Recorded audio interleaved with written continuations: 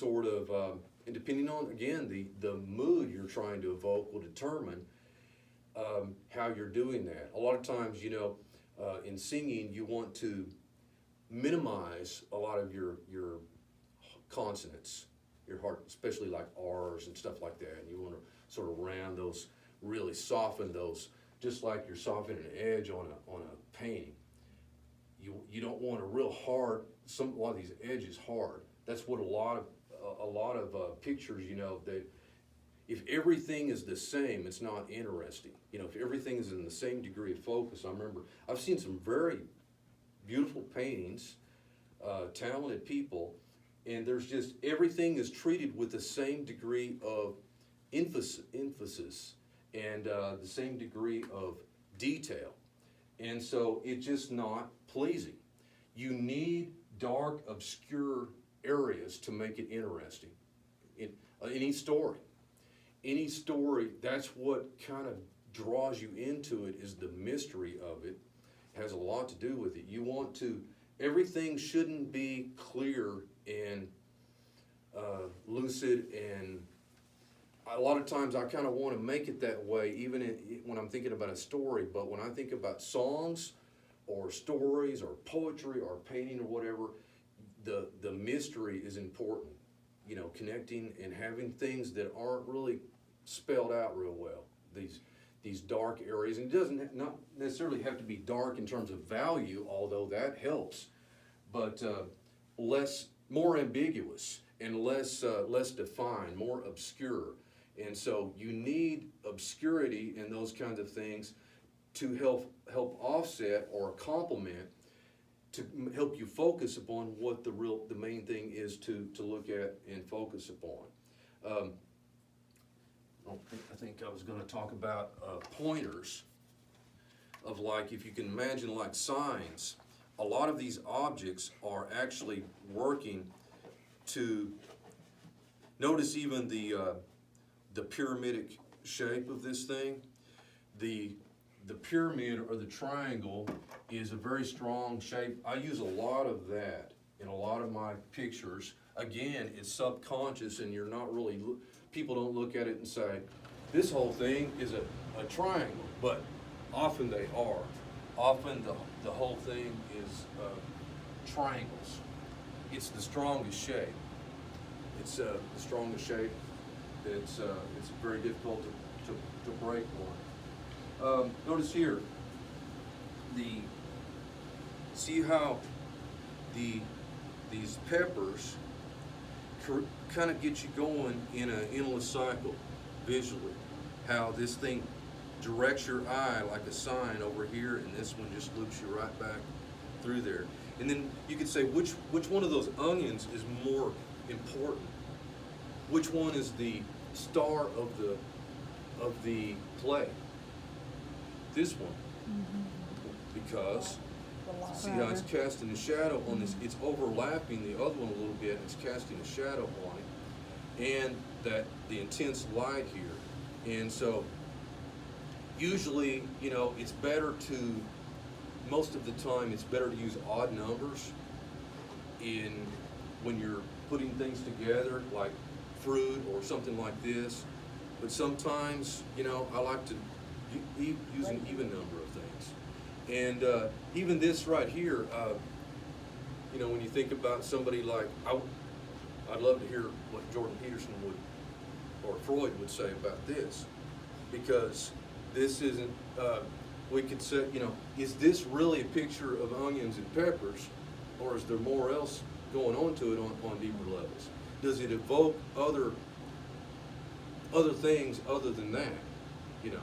Because it really kind of has a sensual look about it. And some of the stuff, you know, Jordan Peterson would say it probably means something extra to most people unless your IQ is below 84. Yeah, that sounds like probably exactly what he'd say. And they just wouldn't understand, and there's nothing you can do about that. Well, just as when I look at the rabbit, what catches my eye is Sandy's picture on the wall. It's see the teapot? Mm-hmm. It's the same, her teapot and your rabbit are in the same. Yeah, it is, You in a know, very similar way, yeah. Except that on that picture, what I see is the tablecloth. The white draws Right. my eye before I. It's- And with this, I see the rabbit. It's, I usually try to avoid, it can be done effectively, again, there's ways to do things, but usually, usually I avoid any bright or real light backgrounds or foregrounds or anything like that, because I want my objects to be the things that are gonna really get the focus. And so like this thing here, there's a number of things that can determine your center of interest. Like the biggest thing in the picture can be the center of interest. The brightest thing, the most, the highest value. Because we're talking about notes here. These are color notes. Just like in sound, we have notes of sound. We have notes of colors and scales. Scales of value and scales of color. It's all kind of the same thing. And by the way, this thing is divided up using golden ratio as well.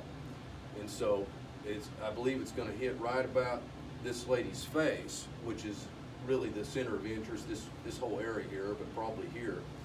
But even, that's one of the things that's kind of cool too, because even if you're doing a picture of an animal or a person,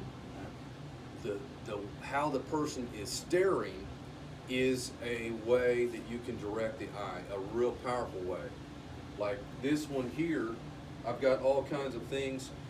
See the little handle on the candle here is acting like a finger that says, this thing that's more or less in the shadows, that's part of the supporting cast in this drama, is you look at it a little bit, but mainly it's pointing you over here to this.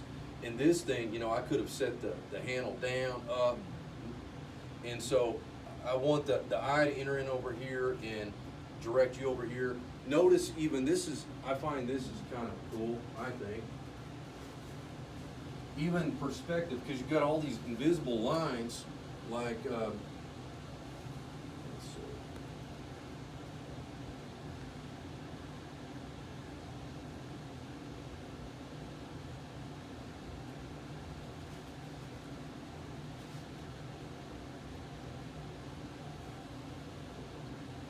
I can't really draw and talk at the same time very well, as you notice. But any kind of, everything is perspective. And so like a lot of my books, like that one for instance, you have these invisible lines that are receding off into the distance. And there are invisible lines, even though they're not there, they're there. And they're leading you right here. So you've got all of these forces, even the perspective is pushing you right here. You know, I really enjoy you sharing this with us, and I've studied this to some level. You're, I think, probably the only person who actually talked about it that does it that I've ever met. Really? People don't, for some reason. And clearly you have a level of skill that is far in excess of what most people possess. So, you know, what you're doing here is absolutely awesome. Thank you. And you know, when I paint, I think of none of that. That's okay. Yeah, I probably should, yeah, and don't. But you know, don't feel, I'm trying to get people to take my stuff away for $30, you know, so. But when you look at his work, you know there's a story, even yeah, if you that make do. it up. You do. Even if it's, you know, that 6 foot tall piece of the portrait that I absolutely adore, you know there's you can make many stories out of that, you know. Yeah. And I see, when I look at this, I see many stories. This one's called Vanitas. It's sort of, this is a traditional theme that's been done for, probably about 500 years or something. There's been a lot of, you know, this is my, you know, take of it. And this is based on, and I got interested in music. I've always liked music and been interested in it, but I started kind of getting more interested in the past 3 or 4 years, and I've written some songs and things, and I actually wrote one at the same time called Vanitas, and it's like well, you've heard of it. Vanitas is the Latin word vanity, like vanity of vanity, all is vanities, all is vanity, and so that's the part of the concept here, or a lot of it, of this, as well as the song. That's the song actually is about a guy, because once again, when you're singing a song or somebody's writing a song, it's saying from point of view. And that's what a lot of people don't really understand. They assume, as I used to, that the singer and whatever the content of their song or a painting or a movie, if I make a movie and somebody gets shot in it, it doesn't mean that I want people to get shot. You know what I mean? Or if I have a song about it, doesn't mean I'm saying that you should go shoot people or anything. No? Or if I, no, well, it depends on who it is. But yeah, I'm not. That's not what it is. Like the singer in or like the song that I wrote, it's written from a point of view, just like an actor. A good singer is like an actor, and they're painting a scene for you, and they're connecting and making you feel and visualize the scene using your own imagination. But it's like an actor very much playing a role of whatever situation they're in, and which everything again is. And when you're in terms of less is more and that sort of thing, and think a lot of times if the composition isn't working, it's probably wise to start eliminating objects or elements of it or patterns or whatever it is, and start trying to simplify rather than add more. It's probably a good idea to start taking things out, because this is something that I became aware of some years ago that I thought was, you know, a revelation to me. I was watching the movie, what was the name of that? Man in the Moon with Jim Carrey, about the comedian, what's his name? Kaufman. Andy Kaufman, that played Yeah, on that was a good Texas. film. What's that? That was a good film. It was interesting, yeah. Yeah. He in the film, Andy Kaufman, played by Carrey, he goes to see this guru, and he's sitting there, and he asked this guru, he said, "What is funny?" And the guru said, "Silence." And I thought about that for a long time and for years, and but it didn't take me long. I thought he nailed it. That's exactly right. That's exactly true. That funny or comedy is silence. The most skilled comedians are the ones that are the best masters of silence, of the pauses, the pregnant pauses, knowing just how long to push it. But it's the same thing in any movie or song or anything else. Whether it is if it's a sad movie, the doctor doesn't go in there and say, "I'm sorry, we did all we could do." He says, "I'm sorry, we did all we could do." Or something, you know, there's gonna be a pause. Or a scary movie, it's gonna be the pauses, the silence, the blank parts are what make it scary. Whether it's funny, scary, angry, whatever it is, it's mastering the silence part, or the nothing. Like the movie, The Never-Ending Story, where the nothing is trying to swallow up the world. You need nothingness in your art. Whether it's music, you need the pauses and the dark and the obscurity and all that to make all that work. Again, check out the song I was talking about, because it's a masterpiece of all of these things, of your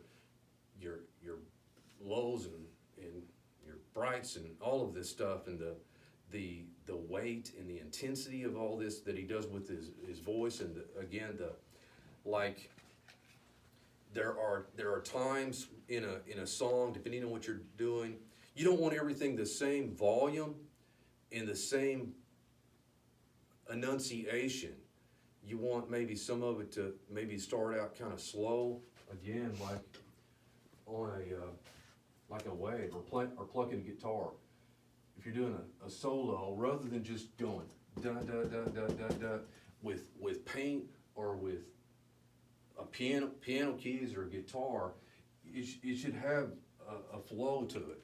And the same thing with this. You want areas that are softer. A lot of the edges, I didn't get to what I was gonna say about that, but you wanna emphasize your center of interest with harder. I wouldn't say hard, but where your edges are harder, more enunciated.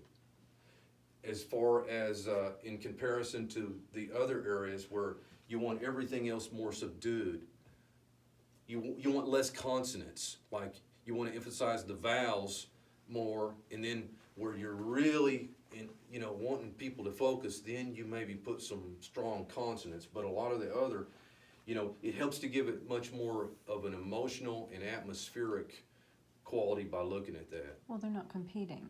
Yeah, that's right. Any other thing you guys wanted to ask about, or there was somewhere I was heading with all that, but that's okay. Y'all probably get. No, I really thank you for sharing this with us, because this is Yeah. great stuff. Sure.